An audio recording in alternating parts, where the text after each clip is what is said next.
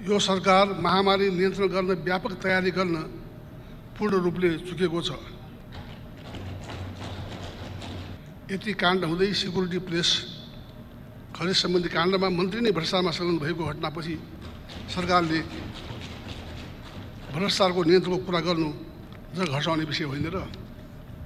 म सम्माननीय प्रधानमन्त्रीलाई विगत 2 वर्षका नीति तथा कार्यक्रम पुनः एकपल्ट पढ्न अनुरोध गर्छु।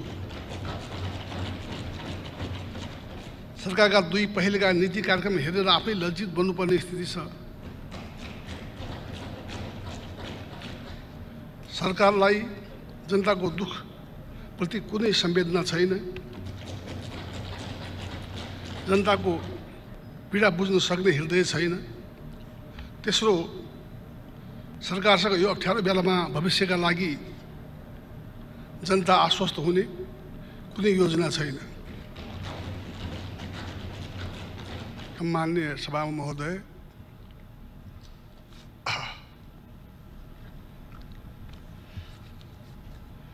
हामी सबैलाई थाहा छ यो असाधारण समय हो भनेर।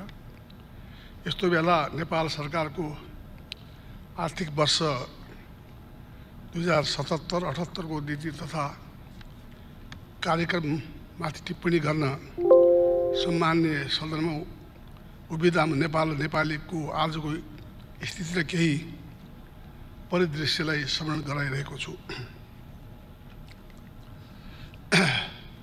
एकातर्फ म कोरोना संक्रमणको जोखिममा जुझेर नेपालभरि अग्रपन्थीमा काम गरिरहेका स्वास्थ्यकर्मी, सुरक्षाकर्मी, सञ्चारकर्मी, सरसफाई कर्मीलाई स्मरण गरिरहेको छु भने अर्कोतर्फ कोरोनाबाट संक्रमित दिदीबहिनी, दाजुभाइ, तिनका परिवार छन् भने महामारी दिदीबहिनी, दाजुभाइ, तिनका परिवारलाई स्मरण गरिरहेको छु भने महामारीका कारण दुःखमा परेका किसान, स्वदेश र विदेशमा रोजगार गुमाइरहेका श्रमिकहरू, विदेशबाट घर फर्किन चाहेका तर नपाएर अप्ठ्यारोमा परेका नागरिक, बसेको ठाउँमा राहत नपाएर सयौं किलोमिटर हिँडेर घर जान बाध्य हजारौं मजदुर, विद्यार्थी, बेरोजगार, उपचार पाउन कठिनाइमा परेका अन्य रोगीका बिरामी, अन्य रोगका बिरामी, उद्योग व्यापार बन्द भएका साना ठुला उद्यमी व्यापारी, बिहान साँझको छाक टाल्न नसक्ने अवस्थामा पुगेका मजदुरका मजदुर, त्यस्तै समस्यामा परेका गरिब, अपाङ्गता भएका व्यक्ति, एकल महिलाहरूलाई पनि सम्झिन चाहन्छु। म यस परीक्षण सामग्रीको अभावमा कोरोना परीक्षणको प्रतीक्षामा बसेका नागरिकहरू, भाइरसको महामारीले आफू र परिवारलाई कसरी जोगाउने,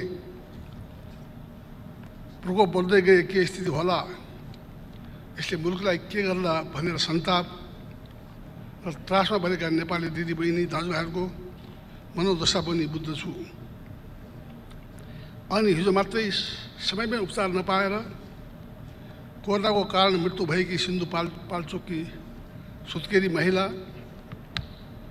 उनको काखको शिशु र उनको परिवारको मनोदशा पनि सम्झिरहेको छु। सरकारले यी सबैलाई आफू अभिभावक भएको अनुभूति गराउनु पर्ने समय हो। हाम्रो अपेक्षा थियो सरकारले ल्याउने नीतिले यस्तै विषयलाई सम्बोधन गर्नेछ। सरकारका कार्यक्रमले स्रोत साधनको समुचित व्यवस्था गरी समस्याको उचित समाधान गर्नेछ। तर सरकारको नीति तथा कार्यक्रमले अर्कै सन्देश दिएको छ। पहिलो सन्देश यो सरकारलाई कोभिड-19 ले गरेको र गर्न सक्ने क्षतिबारे ज्ञानै छैन। दोस्रो, सरकारलाई जनताको दुख प्रति कुनै संवेदना छैन। जनताको पीडा बुझ्न सक्ने हृदय छैन। तेस्रो, सरकारसँग यो अप्ठ्यारो बेलामा भविष्यका लागि जनता आश्वस्त हुने कुनै योजना छैन। एक वर्ष नीति तथा कार्यक्रम उद्देश्यबाट बरालिएर बहुवर्षीय योजनाको कोरा कल्पना देखिन्छ। एक वर्षको नीति तथा कार्यक्रममा 10 वर्षको योजना जस्तो देखिन्छ। यो नीति तथा कार्यक्रम जनतामा आशा विश्वास जगाउनु पूर्ण असफल भएको छ। यो सरकार महामारी नियन्त्रण गर्न व्यापक तयारी गर्न पूर्ण रूपले चुकेको छ। नेपालमा पहिलो संक्रमित व्यक्ति 2076 माघ 10 भेटिएको 4 महिना पुग्न लाग्यो। लकडाउन भएको पनि आज 55 दिन पुरा भयो। हिजोसम्म PCR विधिबाट केवल 26,691 जनाको मात्र परीक्षण भएको स्वयं सरकारले तथ्याङ्कले देखाउँछ। यतिका दिनपछि पनि स्वास्थ्यकर्मीको सुरक्षा उपकरण लगायतका आवश्यक सामग्रीको उपलब्धताको प्रत्याभूति नहुनु, विश्वसनीय परीक्षण किटको अभाव हुनु, अस्पतालमा भेन्टिलेटर लगायतका अन्य उपचार सामग्रीको आपूर्ति नहुनु, कोरोना प्रभावबाट मर्कामा परेकालाई उचित राहतको व्यवस्था नहुनु, सीमा बाहिर बिचलीमा रहेका देशभित्र नै पनि घर बाहिर असहाय अवस्थामा रहेका नागरिकलाई सुरक्षित इज्जतपूर्वक घरमा पुर्याउने कुनै योजना नहुनुले पनि जनताले सरकार भएको अनुभूति गर्न सकेका छैन। म प्रश्न गर्न चाहन्छु, सरकारले लकडाउनको यो अवधिमा के तयारी गर्यो? परिस्थितिको गम्भीरताप्रति सरकार संवेदनशील हुन नसकेको दृष्टान्त यो हो तयारीविहीनता। विदेशमा लाखौं नेपाली कोरोनाका कारण समस्यामा परेका छन्। भारतीय सीमा नाकामा हजारौं नागरिक बिचल्लीमा परेका छन्। तिनले सरकारबाट सुरक्षित रूपमा घर फर्किने वातावरणको सहजीकरण होस् भन्ने अपेक्षा गरेका छन्। तिनका बारेमा नीति कार्यक्रममा ठोस योजनाको अभाव छ। स्वास्थ्य सामग्री तत्काल पर्याप्त उपलब्ध गर्न, PCR परीक्षणको दायरा व्यापक रूपले समुदाय स्तरमा पुर्याउन, विभिन्न क्षेत्रका लागि आवश्यक राहतको व्यवस्थित प्याकेज ल्याउन र विदेशमा अप्ठ्यारो परेका नेपाललाई स्वदेश फर्काएर मापदण्डयुक्त क्वारेन्टाइनमा व्यवस्थित रूपले राखेर परीक्षण पश्चात घर पुर्याउने व्यवस्था मिलाउनु सरकारसँग माग गर्न चाहन्छु।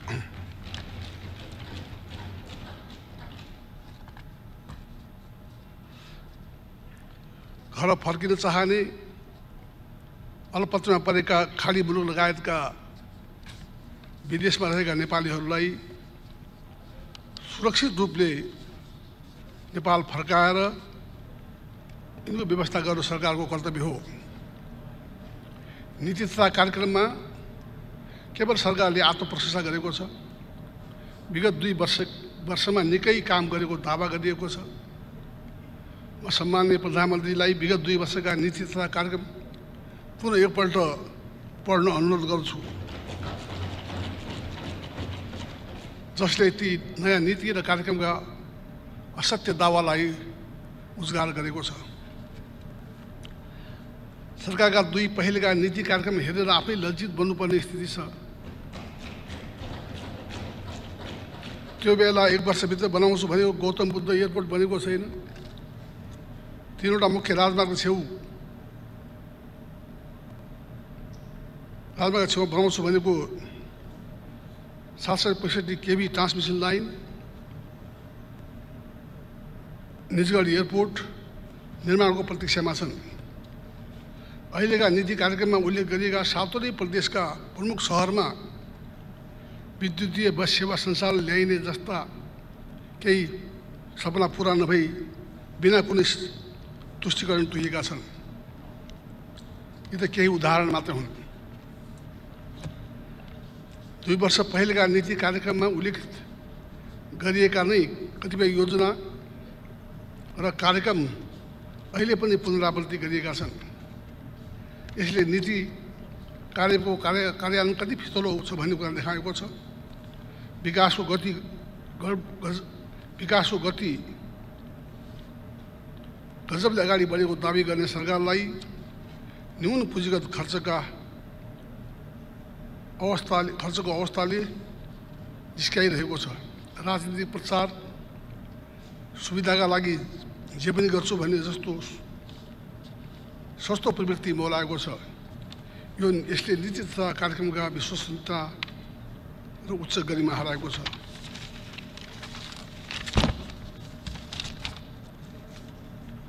वर्तमान सरकार समस्यालाई ठिकसँग हेर्न सकिरहेको छैन या अप्ठ्यारोको गम्भीरता बुझिरहेको छैन। विगत 2 वर्षका कार्यक्रम अहिले पनि दोहोरिएका छन्। अहिले पनि गुरु योजना बनाएर कार्यक्रम ल्याएको थिएन। अहिले फेरि त्यसरी नै दोहोरिएका छन्। यसले खर्चको लक्ष्य धेरै राख्ने सङ्केत मिलेको छ। राजस्वको यो वर्षको लक्ष्य समेत नभेटिएको परिप्रेक्ष्यमा पुराना योजना पनि दोहोऱ्याइरहने र महामारीसँग लड्ने नयाँ खर्च पनि छुट्याउने हो भने यो सबैका लागि स्रोत कहाँबाट आउँछ? यसले निजी क्षेत्रलाई दोहन गर्ने, उनीहरूलाई ब्याङ्कबाट उपलब्ध हुने पुँजी, सरकारले आन्तरिक ऋण उठाउने र जथाभावी वैदेशिक ऋण लिने गलत नीतितर्फ जान्छ। नीति तथा कार्यक्रममा सरकारले सुशासन, शान्ति सुरक्षा कायम गरेको, भ्रष्टाचार विरुद्ध कारबाहीलाई तीव्रता दिएको भनिएको छ। बालिका निर्मला पन्तको बलात्कार हत्या भएको 2 वर्ष पुग्दैछ। यो अपराधिक घटनाका प्रति सरकार उदासीन तर गैरजिम्मेदार व्यवहारले सुशासन र शान्ति सुरक्षाको विषयमा सरकारले दावालाई चुनौती दिएको छ। यो त एक प्रतिनिधिमूलक घटना मात्र हो। यस्ता अपराधका अनेकौं घटनालाई नियन्त्रण गर्न सरकार असफल भएको छ। भ्रष्टाचारका एकपछि अर्का काण्ड भएका छन्। पछिल्लो समयमा सार्वजनिक भएका यति काण्ड हुँदै सिक्युरिटी प्रेस खरिद सम्बन्धी काण्डमा मन्त्री नै भ्रष्टाचारमा संलग्न भएको घटनापछि सरकारले भ्रष्टाचारको नियन्त्रणको कुरा गर्नु जग हर्साउने विषय होइन र? कोरोना महामारीको बेला अत्यावश्यक सामग्री औषधि समेतमा भ्रष्टाचार गरिएको भनी प्रश्न उठ्नु, त्यसमा छानबिन हुनुको साटो प्रधानमन्त्री आफैले भ्रष्टाचारजन्य घटनाको बचाउमा उत्रिने र उन्मुक्ति दिने जस्ता घटनाले सुशासन र सदाचारको विषयमा सरकार पूर्णतः असफल भएको स्पष्ट पुष्टि हुन्छ। उल्टै सरकार सम्प्रेषण गर्न सञ्चार माध्यम, सामाजिक सञ्जाललाई अस्तित्व फैलाएको आरोप प्रधानमन्त्रीले लगाउनु भएको छ। उहाँको तहबाट यो अभिव्यक्ति आउनु एकातर्फ दुःखद थियो भने अर्कोतर्फ प्रेसको स्वतन्त्र भूमिकालाई कुण्ठित गर्ने नियत समेत थियो।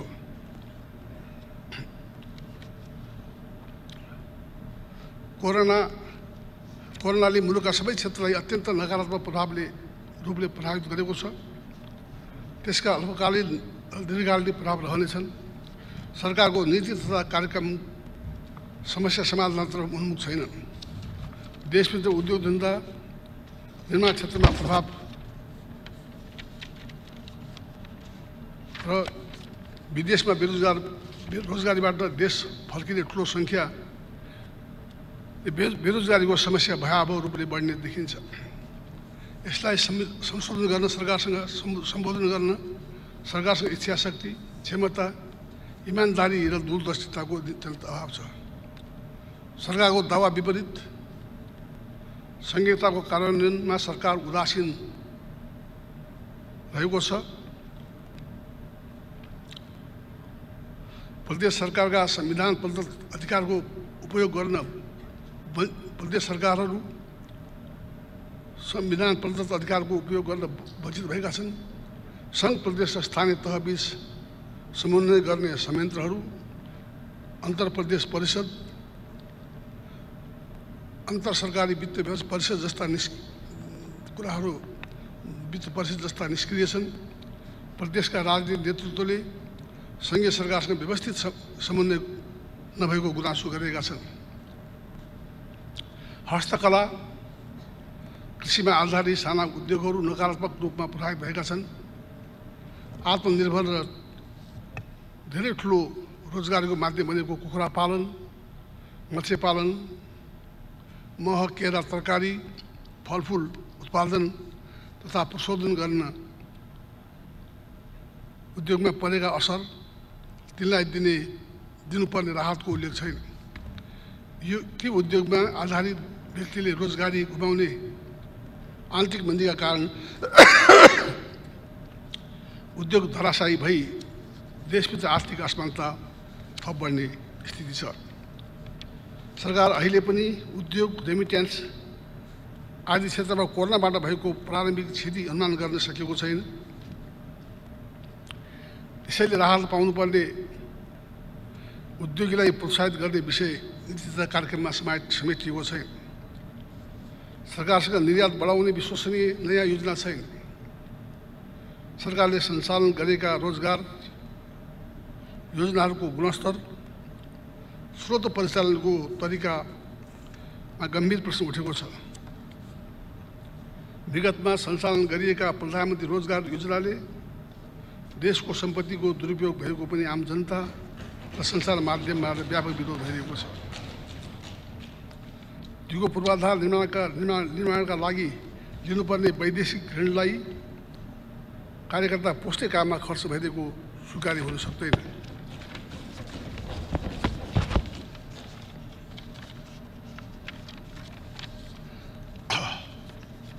अहिले कोरोनाबाट व्यापक रूपमा प्रभावित भएको क्षेत्र पर्यटन पनि हो।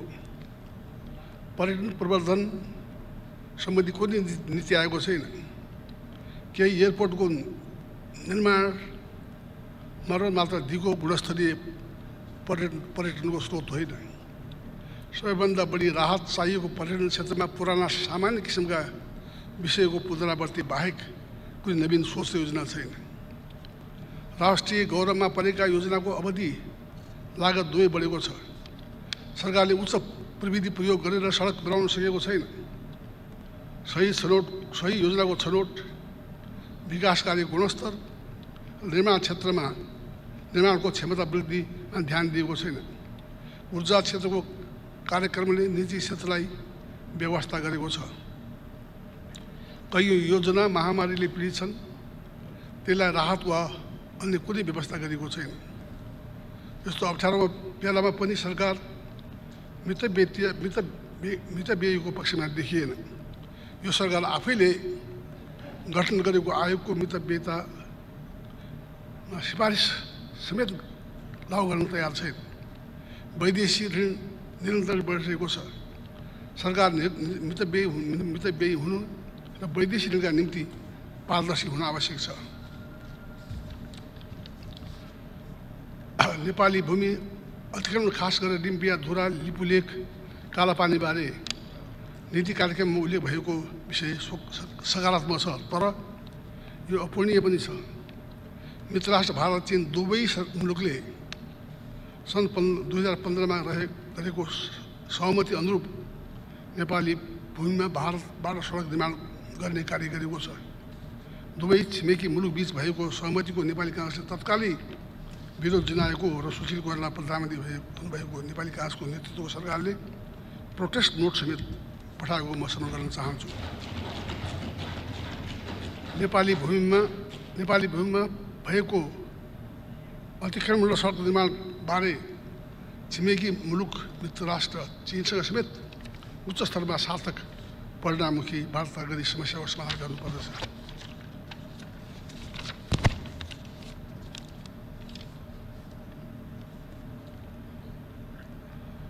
अहिलेको सरकारले अघिल्लो सरकारले गरेका हालै समयको सबैभन्दा ठुलो सहयोग सन्धि सम्झौता एमसिसीलाई यो सदनबाट पारित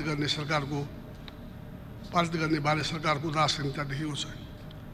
नीति तथा कार्यक्रममा यसलाई समावेश गरेर गैर जिम्मेदारी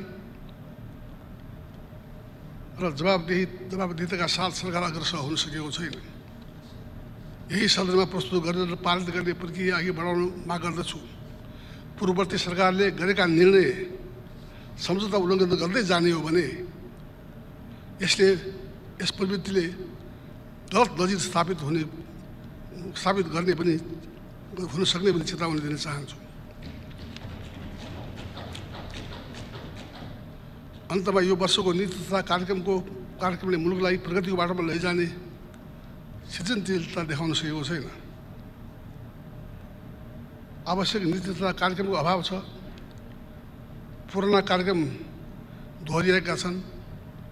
राजस्वमा आउने कमीले कुनै प्रभावबारे केही बोलेको छैन। अहिलेको महामारीले पार्ने बहुआयामिक प्रभावबारे नीति तथा कार्यक्रम बोल्न सकेको छैन। नेपाली समाज कोरोनाले पार्ने नकारात्मक प्रभावको अल्पकालीन दीर्घकालीन समाधान उचित उपायको खोजी गर्न सकेको छैन। म सरकारलाई बजेट व्यवस्थापनमा यी सबै कुरालाई गम्भीरतापूर्वक ध्यान दिन सुझाव दिन चाहन्छु। अहिले यो सदन मार्फत म सम्पूर्ण नेपाली दाजुभाइ दिदीबहिनीहरूमा के भन्न चाहन्छु भने यो कोरोना अत्यन्तै डरलाग्दो भाइरस हो। यसको चाहिँ भ्याक्सिन आउने कुराको निश्चित छैन। त्यसैले सबै नेपालीहरूले आवश्यक डिस्टेन्समा रहेर आफ्नो र परिवारको मात्रै होइन समाजको स्वास्थ्यको ध्यान राख्न पनि म अनुरोध गर्न चाहन्छु। र यसमा हाम्रो पार्टीको तर्फबाट हाम्रो संसद दलको तर्फबाट आउने संशोधन प्रस्ताव आउने नै छ भन्ने पनि म चाहिँ नि यो सदनमा जानकारी दिन चाहन्छु। तपाईँ यति भन्दै बिदा हुन्छु। धन्यवाद। जय नेपाल।